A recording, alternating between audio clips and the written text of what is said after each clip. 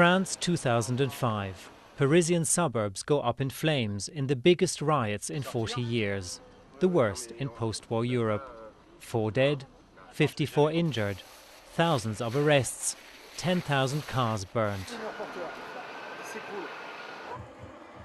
1 year later, a Swedish playwright stages a theatre play about the riots at the Royal Theatre in Stockholm.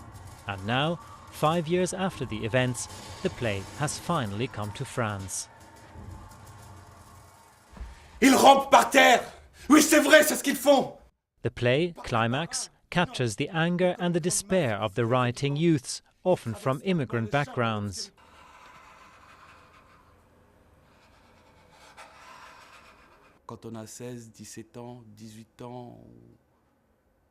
When 16, 17 or 18-year-olds burn their homes, culture centers, sports installations, you wonder how part of France's youth lives today. The director of the Paris production is also Swedish. For her, the riots were the clash of two cultures, one cultivated, established, sophisticated and in control of the media, the other shouting out their anger to a world gone deaf.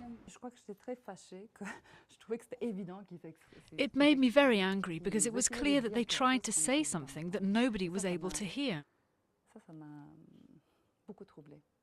And I found that very troubling. For me, it was clear that the violence was not gratuitous, that they were trying to say something, but nobody listened.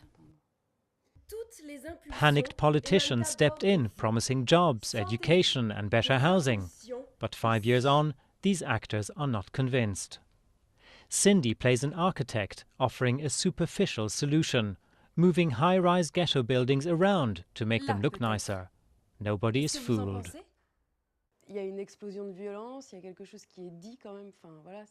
There was an explosion of violence, there was a message. It was never just petty crime.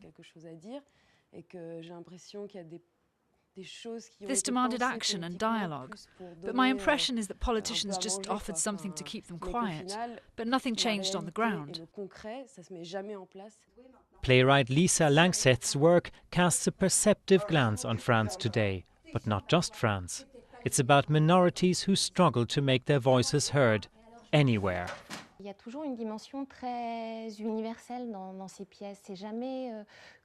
There's always a universal dimension in her plays. They're never just about Sweden or any other specific country. Her universe is fictional and could be anywhere at all. And perhaps that's the lesson of the play, that so long as society marginalizes some of its members, it's asking for big trouble. Sometime, somewhere, and not just in France.